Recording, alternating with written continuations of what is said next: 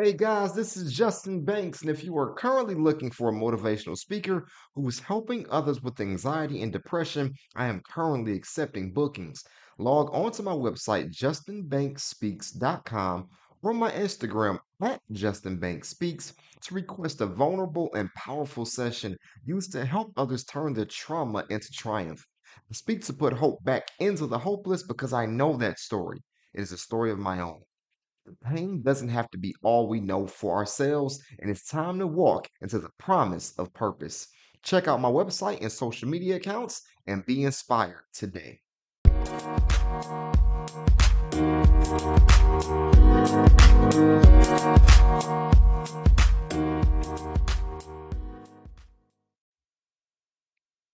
All right, welcome back to another episode of the Pain to Power podcast. This is your host, Justin Banks. And a quick question for those listeners out there. Anybody just want to be left alone? Anyone just so annoyed from a job or a person or a group of people? Anyone frustrated from life circumstances? Life can certainly make you feel so beat down that you just shut down. And I'm not saying this as if that's negative. We all have moments and reasons why we want to get away from the world. So, for this episode, we're going to take a deep dive into solitude and isolation. The ability to be left alone can have many benefits, but it also can have negative consequences if done the wrong way or in the wrong circumstances. This episode will be used to understand alone time. When are the right times to be alone? When are the wrong times to be alone? But we'll also take a look at the differences between being introverted and extroverted and why it's good to have a little bit of both within us. And lastly, how do we differentiate isolation from loneliness? Because they are quite different. So let's get into it. So for me, myself, as I'm sure you could guess or expect, and as many people know me, I am certainly an introvert. Always have been. I've always been a bit shy. I've always been quick to observe before speaking. So it's expected that I would pick being alone sometimes over being social. I started to notice over time, though, especially as I became an adult, that I was choosing introversion to become my only identity. As human beings, we are created for interaction. We are created to build relationships and connect with someone's emotions, their opinions, or even their spirit.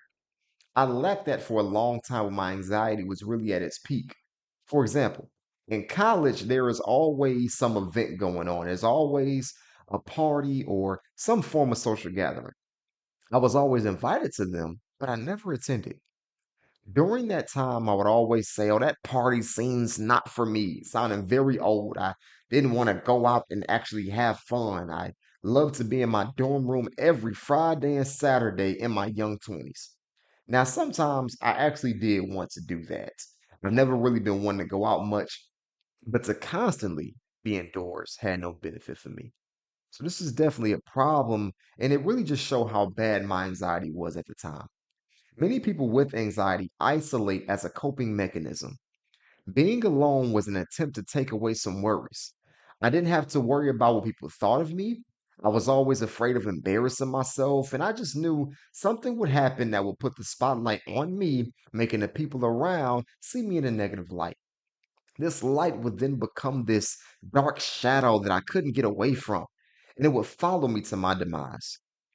Clearly, my self esteem was quite low during this time, and as said in the previous season, I didn't want people to see or feel the way I already felt about myself. I had so many negative thoughts about my appearance or mannerisms and just had this lack of confidence that I just wanted to be secluded away from the world, giving myself just a little semblance of security and safety from the world outside. But truly, the problem was definitely within. What's so interesting about this time, though, was that even with this urge to stay inside, there was always this inner desire to connect with someone. I always wanted someone to at least smile at me, to have something in common with me. And I was too scared to initiate conversations to make that happen. It was too much of a risk.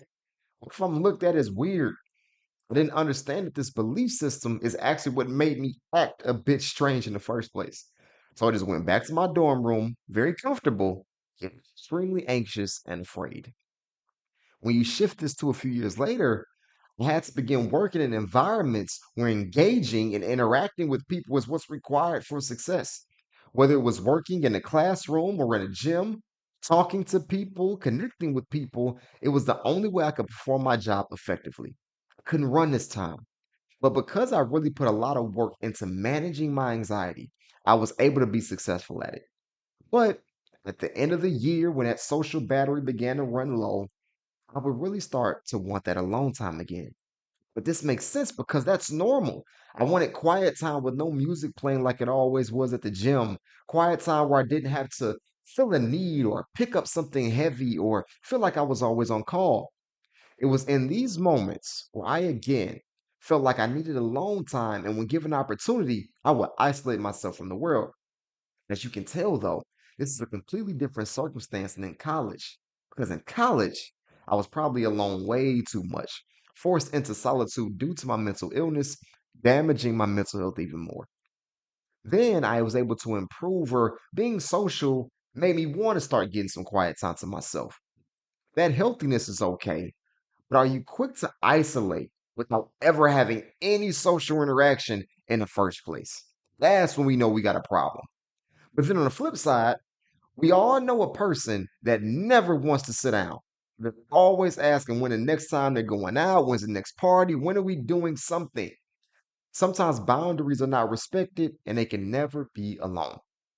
Is there some form of healthy balance between social interaction and solitude? Of course, there is.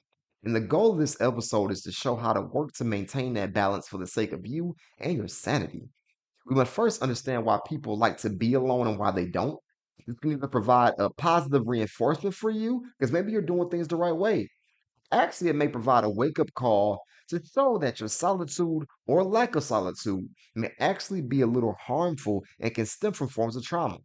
Let's first look at why do people like to be alone. We looked at choosingtherapy.com and they listed 15 reasons why people choose alone time, but we're going to look at just a few of them. One reason in particular is, of course, being an introvert. Now, this word is said so much, but yet we really don't always know the definition of the word. An introvert isn't just focused on being alone. Many introverts like to be in places where their mind can focus on specific things that will bring stimulation. Introverts are more prone to being involved in activities, either with themselves or maybe one or two people or those they're closest with. They like opportunities that allow them to focus on their inner thoughts. Too much external sensory can oftentimes prevent that focus. So, this group of people prefer to spend some time by themselves, focused on introspection. Another reason I saw that I thought was interesting was that people like to be alone when they are an empath. Being an empath means you are really good at feeling the emotional or mental state of someone else. This can be a gift because it helps you truly connect with someone and understand their feelings. You understand your partner better. There may be someone you want to help on the street, and by talking with them, you can understand even more so their needs. You see it all the time in church, praying with one another about specific things because they may feel the other person's needs or desires.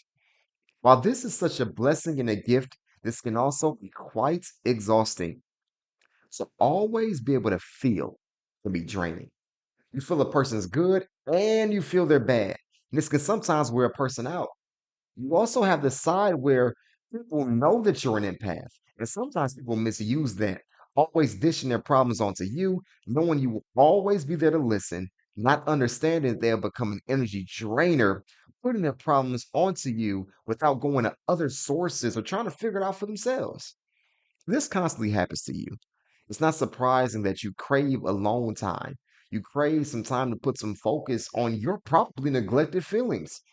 This also leads to another reason, which is that you want to break the habits of people pleasing, the constant saying of yes to other people, the constant fulfilling of favors or doing many nice things for others. Now you're at the point where you're now being used for your kindness. Many people that like to be alone recognize that and want to break that habit. So they decided to spend more time with themselves, more time saying yes to themselves and saying no to other people. This is a skill many of us have to develop because if not, the burnout will be real. But also, the lack of growth within yourself will be real too. You will notice that you are helping others grow, but never giving yourself the time to grow. Taking the time to create some solitude for yourself will definitely start to be a healthy option. Has that alone time become a bit chronic? Is the solitude now dangerous?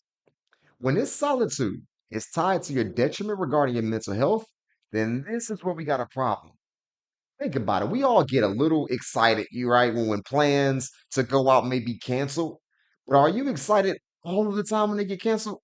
Is there ever an inkling or a feeling to get outdoors or spend time with someone? There's never a desire to have some kind of connection to the outside world and to people, and that really isn't really healthy for you. When you think about social interactions, do you now just have distress, panic, or anxiety when you think about them? We all may get a little nervous, but it has become this social anxiety that keeps you from going out and being around people. For example, solitude doesn't always mean being alone in your home or in your room. This bubble can be created wherever you go. Once again, I have to give another anxious college story. The bus will be packed with people early in the morning as students were attending classes, especially in the wintertime. Rather than be on that bus with all those people, I, feeling very panicked and very nervous, would instead walk 10 plus minutes to class all by myself in the snow and in the ice rather than be on the bus with those people. I would rather be cold, frozen, and by myself than rather have interactions with others. Now, your reasons may not be as extreme, but if you can't muster the time to be around people for a few minutes, then it may need to be something that's addressed. As said before, my mental illness really made my self esteem take a hit. I mean, it was a monumental hit, and I couldn't be around people feeling like a shell of myself. I was too disgusted with who I thought I was. Now, Tulane University had an interesting article talking about solitude, and they said something I thought was interesting. First off, when you make the decision to take time for yourself, when you decide to have a self care day away from everyone, this is supposed to be what? A relaxing time. But are you experiencing distress during your time of relaxation? Is your mind still heavy, filled with thoughts of negativity and angst? What was the point of the solitude if you are still in just as much distress as when you were out and being more social? It is pretty clear that maybe there are deeper roots to this distress and pain that a person may be feeling. So, seeking some form of care to address it is key. That's just so important to me because I don't want myself or you to constantly live a life feeling overwhelmed. It's exhausting. And when we decide to relax, we should be able to. This is still a struggle for me that I'm always working on, and many of us need to do the work so our rest is not always distress. Now, here's a question for you. Why do prisoners hate solitary confinement? When you're locked in a small room, alone for an indefinite period of time, cut off from engaging with others, statistics show that one can be more at risk for physical and mental harm than those in general population. A staggering statistic says that prisoners that have been released from prison that spent time in solitary confinement were 78% more likely to commit suicide the first year after release compared to those in general population. Another staggering stat is that prisoners in solitary confinement were 127% more likely to die of an opioid overdose within the first 2 weeks of their release. This extreme cutoff from the world can change you. It can either exacerbate a current mental illness or create one. Don't voluntarily force yourself into your own solitary confinement. It doesn't mean that you have to hang out with everyone all the time. But sometimes work has to be done to communicate with more people, to explore and see more things, allowing your brain to work in ways that promote growth, not just be overthinking on fears, whether they be rational or irrational. It's to limit your brain capabilities. I had panic attacks when I stayed in my dorm room. I was afraid and angry in my dorm room, feeling cold, always bundled up under the covers, trying to find warmth and protection. But it's not safe to create your own bubble when you don't need one. So I ask you, and I ask myself sometimes, to use my time for isolation much more wisely. Now, let's transition. Let's talk to my introverts. those who feel energy when they engage with the social world, those who are quick to be outgoing, lacking much of a social battery. I've always been fascinated with extroverts. Like how do y'all do it? Like extroverts are just willing to go out and do it again and again. I wanted to understand the science behind that if there was any, because I'm just not built that way. Yet sometimes I want to be. Granted, no one is just an introvert or an extrovert. We're all a bit on a sliding scale, but sometimes we prefer one side over the other. What's so cool scientifically is that the brain function seems to be a bit different in regards to introverts and extroverts. Extroverts are more so on the adventure side, and there was a 2005 study that somewhat proved the theory of how extroverts function differently with dopamine rather than introverts. In fact, two areas in the brain, which are the amygdala and the nucleus accumbens, they show higher activity levels when engaging in high risk activities, such as gambling, for example. These two parts of the brain are crucial parts for processing emotional stimuli and the brain's quote unquote reward system. I personally don't enjoy gambling and I have to sometimes force myself into more high risk activities. With that being said, though, once I do them, I sometimes can feel pretty free, which shows that a lot of my tendencies of introversion still comes from my anxiety trying to root in some fear. Now, I won't do everything, but I can admit that I can do some more.